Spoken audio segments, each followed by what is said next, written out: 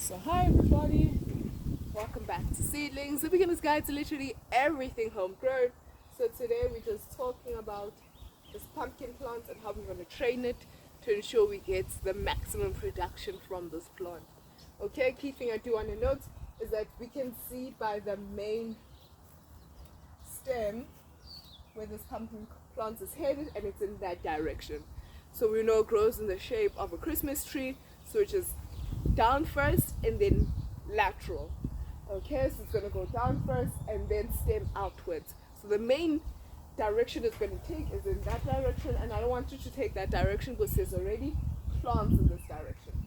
So we're going to train it to go in the opposite direction where there isn't plants in that direction, and it can grow as wild as it wants to grow. Okay, so I'm just going to grab any garden sticks that you find in your garden, literally old tree stems, anything at all. I'm going to be very gentle with this. It's still a very small plant. Grab your stick and just place it by the very base. So just dig around and place your stick like this. So the stick isn't exactly ideal. Try breaking it off. Oopsie, there we go. Try dig a little space in the ground. The soil is so hard, it's not funny. Dig a little while like that. Okay. Try get a rock or something to hold it up.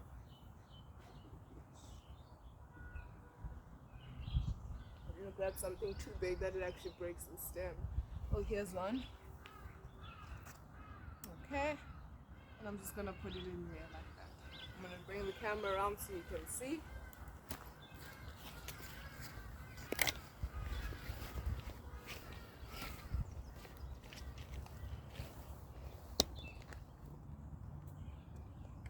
So this is how I've trained it. Okay, so I've put a stick over there, a stone over there. This is our main stem or vine, whatever you want to call it, and we're just training it to go where there isn't plants, so it's free to roam in that space. Okay, so there's it over there, our main vine, and it's free to go into whichever space it wants to grow into, in that free space over there. Yes, so I just put a stick over here and stone to hold it up, but that is how I am training it. Okay, another key thing is that we want to focus as much of its energy on it growing as big leaves as possible, as that's where the energy is going to come from for it to get big, gorgeous pumpkins. So another thing we're going to do while it's still young, and don't worry, this is not hurting your plants at all. Okay, I'm going to try pull it up so everyone can see. So here's our main vine. I'm going to pull out this female plant. Okay, and our female plant we can see by the beautiful base. Okay, that almost looks swollen, like it's got swollen feet or something. And I'm just going to clip it off, just like that. I'm going to chuck this away. You really can just throw it next to your plant, even make another source of compost. I mean, here. Okay, and we're just going to chuck this away.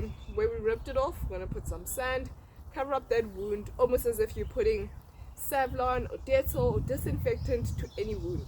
You know, cover it up, let it dry out, because it is a water-based plant. We don't want it to leak from the plants now and have the plants become very thirsty in these extremely hot summer weathers. So put some sand on, cover up this wound, and again put it back against the stick for it to be trained. Tomorrow we'll move the stick again until it realizes that the direction we want it to go is in that direction and not in that direction.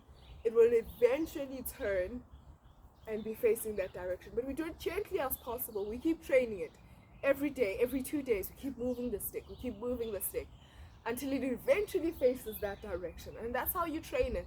You don't want to turn it all at once. You want to rip the plant, and you know how long it takes for us to grow these beautiful plants, and even to get to the stage where these leaves are beautiful and beautifully green and large.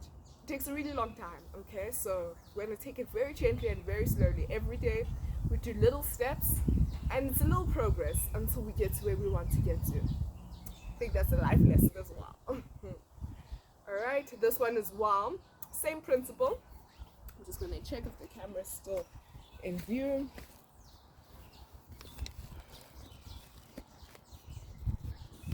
As you can see, I hope it's clear.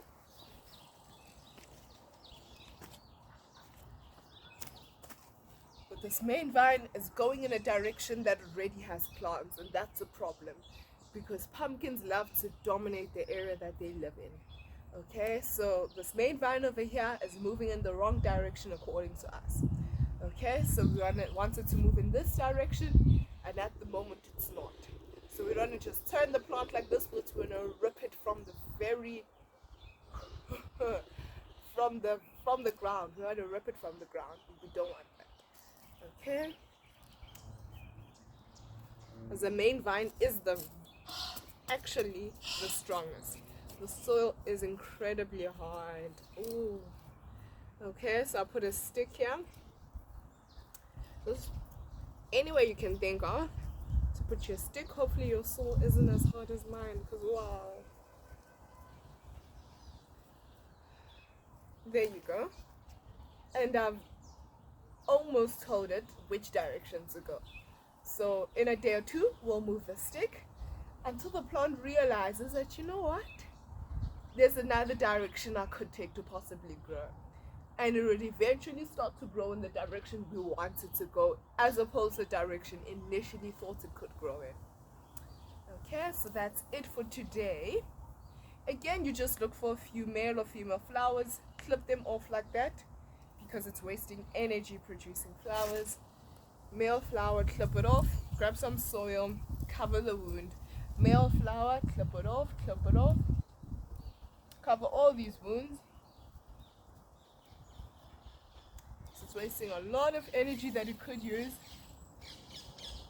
and actually growing bigger vines, bigger leaves, bigger pumpkins eventually, or bigger squash plants. However, whichever plant you are growing, they all grow the same, bigger squash plants. Thank you so much for watching. Sorry about that. Thank you so much for watching. Please remember to hit that like button, to comment down below if this was a tad bit helpful, even just a bit helpful. Please just hit that like button, comment down below, and we'll see you in the next one.